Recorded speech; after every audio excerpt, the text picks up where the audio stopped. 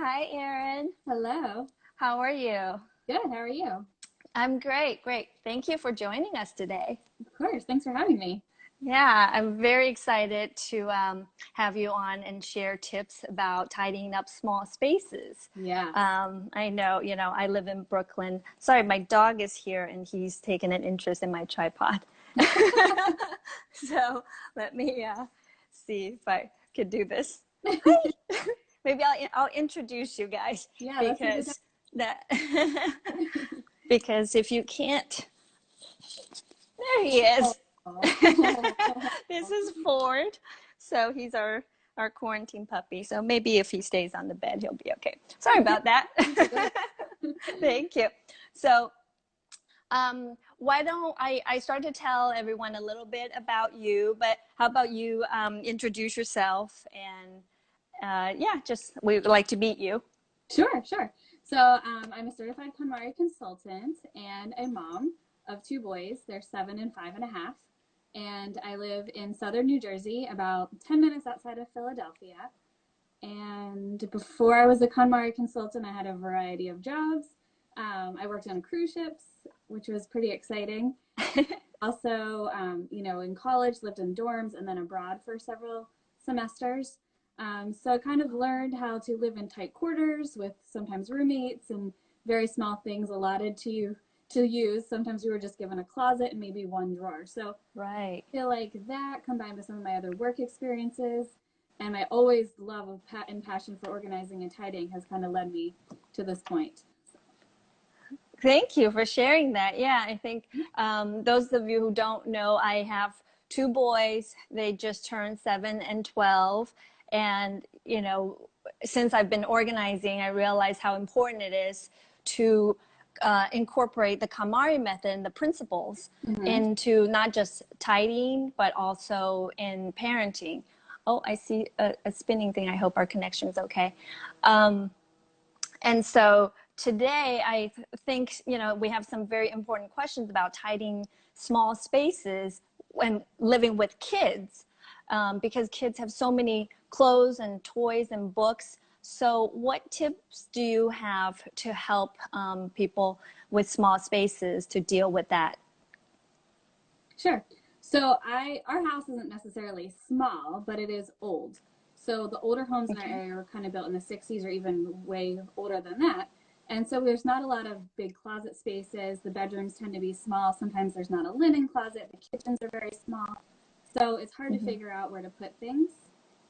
So the Yeah. one thing that is unique about our house is that my children have very small rooms, but they have the biggest closets in the entire house. Okay. So trying to figure out how to organize their stuff, their rooms just always felt too tight, and I felt like we needed space to sit and play. And I wanted to keep some of their toys up in their room so they had a space Mm-hmm. to sit and spend some time alone Mm-hmm. and connect with themselves and read and do Yeah. all of that. But the Right. furniture was just taking up the space. So I Mm-hmm. decided a few years ago, since they have kind of small wardrobes, that be like a capsule type wardrobe where everything almost mixes and matches. And they have about 10 like school outfits that we hang up, and then the rest go into a 4 drawer dresser. And since the closet was deep, I thought, why don't I just move the dresser into the closet? So I did that, and Mm-hmm. it freed up a whole corner of the bedroom where we're able to now sit up, different areas for them to play. They're really into Lego, so that's one area that we set up a little table, and they're able to sit and do that. And the clothes are now in the closet. They're boys. They don't even care about the clothes. So it was kind of good to just get them out of their way. Mm-hmm. And because they're still young, their clothes are also kind of short. So Right. in addition to the dresser, I was able to keep also a bookcase in there as well, a short one, Wow. where we go through the books often, but they pick just the favorites that they're reading or they like to read while they're alone, and we keep those in the closet too. I, on the other hand, have the a bigger room, but the smallest closet in the house. But I still wanted more space to move around and really Mm-hmm. didn't want big, bulky furniture. So I was able to figure out a way to store 2 small drawers in the bottom of my closet and fold Mm-hmm. all of my clothes and keep everything in that space. So that's my first tip is to use your closets for all they're worth. Try if you can, if they're deep enough, store a small piece of Mm-hmm. furniture in there. That'll make the room Mm-hmm. feel bigger and it will be things that you can keep kind of tucked out of the way. And then if you have shelves on the top of the closet, use them for what you can as well. So for the boys, I keep out of season shoes up on the top, like snow boots, rain boots. We keep a memory box where they can keep their rewards and things for school in there. And then also I keep their overnight bags because we travel and go back and forth to grandparents often. So it's easy to just grab the bag, pack up for the weekend, and put it back. So those are the things I kind of just like to keep in the closets that are functional. And then also something that Marie Kondo talks about in her book is storing, your favorite personal items in your closet. So things like posters and pictures. So I keep a few pictures in my closet and like some inspirational quotes so that when I open them and I'm getting dressed, I see like only my favorite things. They don't need to be all over the house. And then for the kids too, it's a good way to kind of deal with this with a lot of the artwork that comes in. Maybe you don't want to hang them on your walls around the house, but the kids really enjoy these pieces. So I kind of put them on the back wall of their closet. So when they open it, they have a display of some of their favorite things.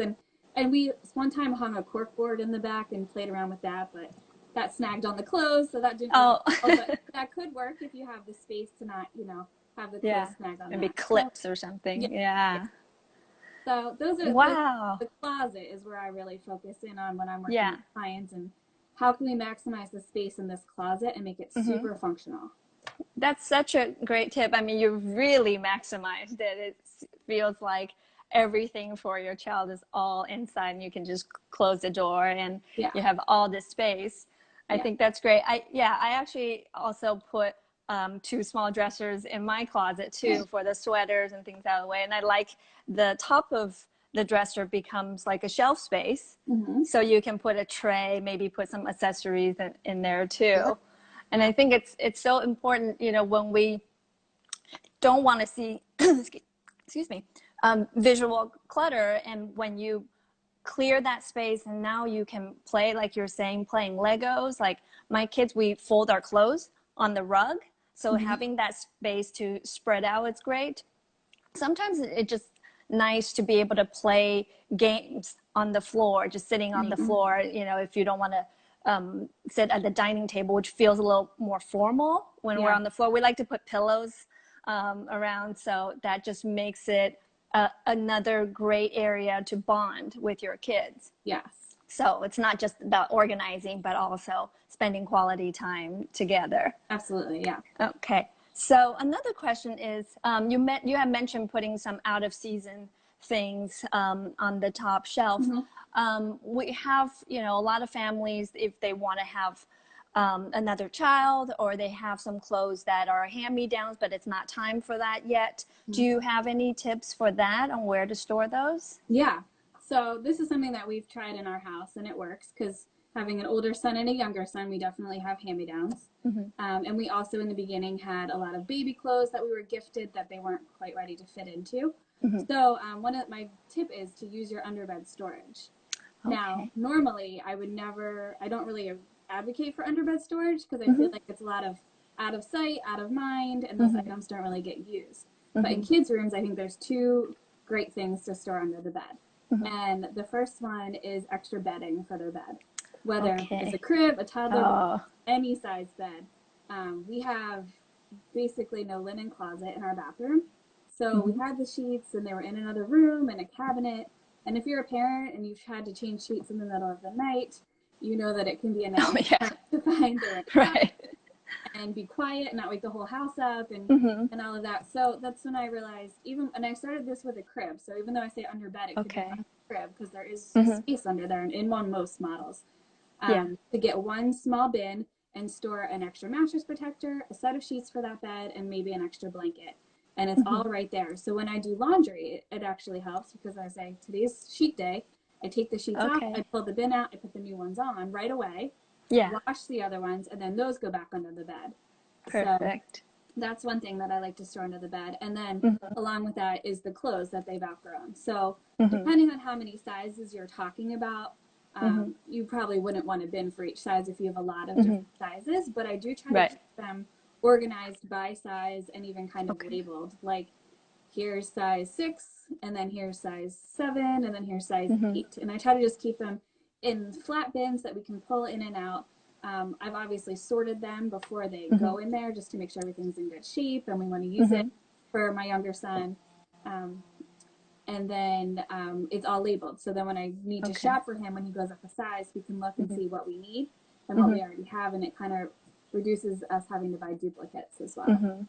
Yeah, So, that's a really great place to keep it, because I used to keep it much higher out of the way, and that you would just end up forgetting. yes. And so, now I actually would just buy less clothes. So by the time they're so worn out that they just go to the recycling at the green market. We don't even do the hand-me-down anymore. Mm-hmm. But doing it this way, it's so much easier to put it away when you come across something in the closet. You're like, oh, this one doesn't fit. Let's just put it in the box because it's still clean. You can just move it over. Yeah. It just like that the process makes it easier to stay organized instead of just shoving it somewhere and try to remember, oh, I have to get this to the basement, Right. into the bin. Yeah. Right. Or the attic or anywhere that's kind of like just not accessible to you on a Right. basis. It's just Yeah, a sight out of mind, and then you don't know what you have. So if exactly. it's where it should be and it's easy to pull out, you can kind of sort it Mm-hmm. and figure Yeah. out. And then another thing I keep under the bed, I don't do this, but one of my clients did, and I thought it was a great idea, Mm-hmm. is if you have an older child and maybe some younger ones that still nap, Mm-hmm. something to do for the older child while they do like a Mm. quiet time while the others are napping is to keep Yeah. like a special little bin under their bed of like their quiet time toys. So they Okay. could be Yes. toys that they're allowed to play with on their own, like Mm-hmm. dolls, Barbies, anything that's not electronic and noisy, but something Mm-hmm. they can just play with on their own and they know they get it during this specific time. Mm-hmm. Makes it more special. So they look forward to that time Yeah. to pull it out and play Yeah. sort of thing. So she did that with like Barbies, and her daughter goes up there and plays with the Barbies, which we know have Yeah. a million pieces anyway. So it's Mm-hmm. a good place to kind of tuck those back away when they're done, and Right. then she slides the bin right back under her bed. That's perfect. Yeah, Yeah. because I'm all about encouraging children to clean up after themselves. So when she feels like she has ownership over this little Barbie container, and when she's Mm-hmm. done putting it away, it's just part of like that's what happens at the end of play. Yeah. And I think something else I thought of too is, a lot of kids are afraid of like the monsters under the bed. And I think when you make it into a space that's very useful Mm-hmm. and that you can show the kids like, well, this is just where we keep our sheets and some toys, there's nothing to be afraid of. That's true. That's so true. Yeah. Yeah, there's um, no space to worry about. right. Yeah. So in, smaller homes, you probably don't have a playroom. You can play in the yard, but when you're indoors, a lot of times what happens is the living room, the dining room, every room turns into a playroom. So do you have any tips on how to keep your home in order when you don't have a play space, like a dedicated play space? Yeah, definitely. So we struggled with this when my two were toddlers. We had baskets of toys kind of all around the living room, and they do what every toddler would do. They'd dump it, and then everything would kind of explode all over the room, and then we'd have to put it all back. Mm-hmm. But as I got older, I kind of wanted a different solution for that because I didn't want our living room to look like a toy store anymore. I mean, they were at school all day, and we just didn't need all their toys all over the whole house. So Mm-hmm. we did move. They each have a toy box in their bedroom, which is like their special toys, just their own Okay. things that they don't share with each other. They're their favorite things. And then we were kind of left with all the shared family things, things like board games, card games, coloring, art stuff. Lego is a shared thing too. So I was Mm-hmm. trying to like really figure out a good way to store these. So we have a pretty large entertainment center, and I feel like a Mm-hmm. lot of people have at least some sort of an entertainment center or cabinet that they keep their TV on. And usually those are pretty deep cabinets because they're meant for media Right. storage. Yes. But over the years, we've kind of eliminated most of our media. I mean, we Yeah. hardly have any DVDs. CDs are all Mm-hmm. gone. We don't even have a Yeah. DVD player. So I found that all those cabinets were kind of just sitting there, really not being used. So I kind of went through the board games. I got rid of the big bulky boxes and I bought some of those clear pouches that you see that people use. Oh, yes. And I stored the board game pieces in those pouches. So Mm-hmm. I was able to store those more in one space. And I used the Mm-hmm. cabinets under my entertainment center for board games, Okay. puzzles, art supplies, and then coloring books. So even if you have a dining room cabinet, maybe you don't have a lot of dishes or Mm-hmm. china, but you still have a nice Okay. piece of furniture. That'd be a great place to like get a family basket and fill it up with all the things that you guys use together. And then, you know, if it's in the dining room and you play games at the table, it's so easy to just pull it out and sit there. And then it keeps the floor kind of free from all this stuff. So I would say look at what furniture you have, and then see what you can use as like double duty, especially media. Right. The media is becoming a little bit more digitized these days. Right. Yeah. It's so great when you can repurpose what you already have and give it a new new way to use it. And also, I think it's so important that we teach our children about boundaries and limits. You know, when the living room is available at all times for everyone to make a mess, if you can limit that to, well, this is a shelf of your things, or if it's into this basket and when you're done you can put it away. It's all part of like teaching them to respect the home, and like especially when it's a shared space, you have to respect that someone else uses this too, and you can't just leave your stuff everywhere. Right.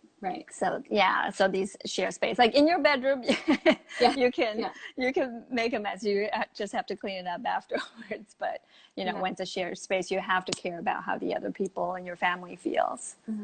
And this could also work if your kids aren't going back to school and they're remaining with is figure out a cabinet in the main area underneath, you know, the entertainment or something where you can keep all the school items. So you pull them out, you do school. If you're using them, you just, you know, if there's no office space or any of it, if you're using just your dining space for school, then you pull out the bin, do the schoolwork, and then everything, you know, goes back in there for the next day.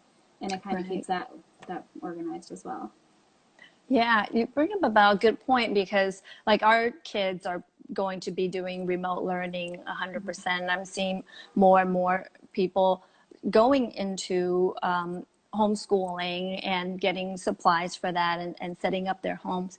Do you have any tips about that? You know, with the small homes, I think everything needs to be kind of multi-purpose. Your dining room is now home office / classroom. So do you have any tips on setting up for homeschooling?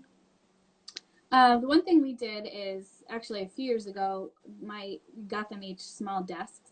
So each of my sons does have a very small desk, and we kind of rotate between putting that in their bedrooms. But now that we're doing more remote, we kind of wanted it more in the center of the house so we could help them with things.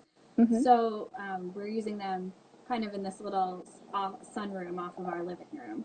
So we have the desk set up, but I always keep them pretty well cleared out so that we can just put the things that they're using on a daily basis in there. So when it's time for schoolwork, only the school books are in there.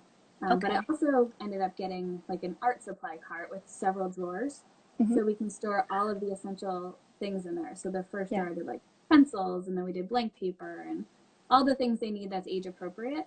And between the desk and the cart, those things could be moved to basically any room we need. They could be put back in their bedrooms if we needed to do more separate learning, quiet space, one-on-one.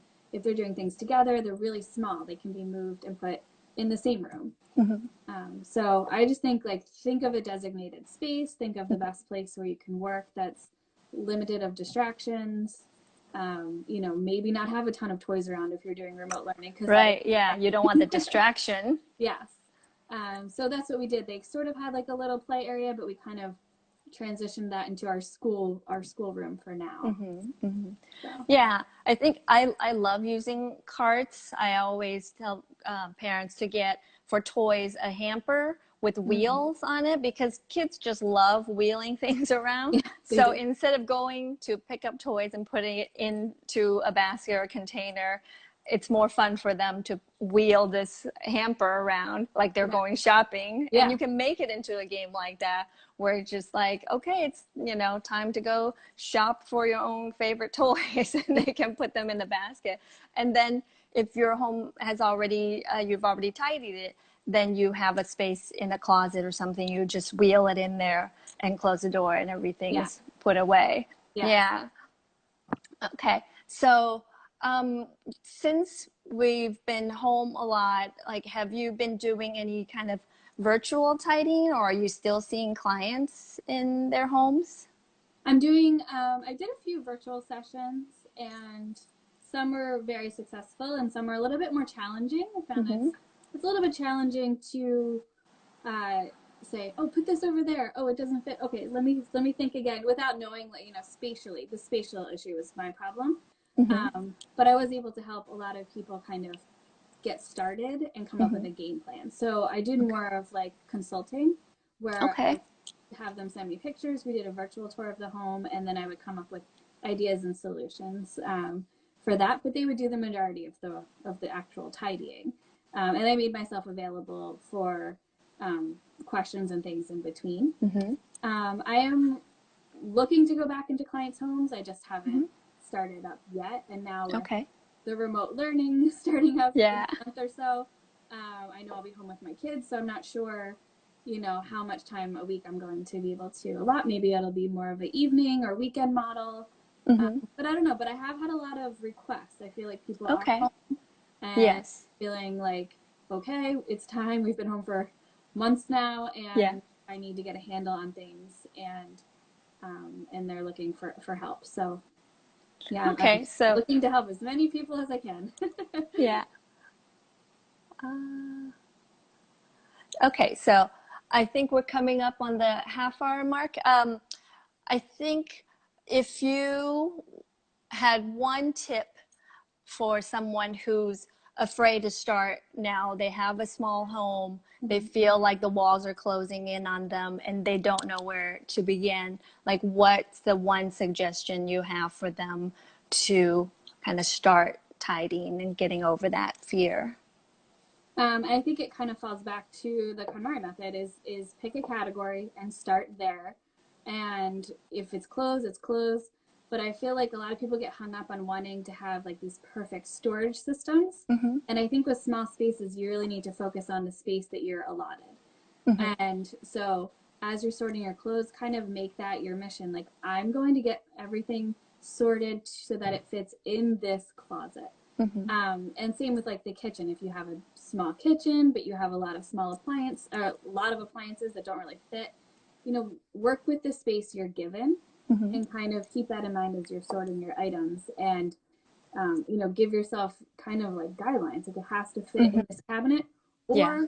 or, maybe it's time that I don't use this item because, unless your living situation is going to be drastically changing where you're going to move into a bigger space, Mm-hmm. you're just suffocating yourself with all these things and not really Right. enjoying the space that you're living in because there's too much stuff. Right. That's what I would say is Yeah. try to stick to the category because it does work Yeah. if you focus It in on does. the category. And then work with the space you're given. You can't make your closets Mm-hmm. any bigger. You can't make your Right. cabinets bigger, but you can pick and choose what you're going to keep to fit in those spaces. Yes, I totally agree. Yeah, I'm all about respecting your home, how much space you have, and respecting your things, that you're not just shoving them into a very tight space. Mm-hmm. And so that's such a great tip. And so thank you so much for sharing Sure. with us all these really wonderful small space ideas. And I hope you guys will check out Erin. She's at Joyful Tidying NJ for New Jersey. Yep. And if you have any more questions about small space tidying, you can message her or me at Simple Joy with Anne. And I hope we'll bring you more tips next time. Okay. Thank you so much, Erin.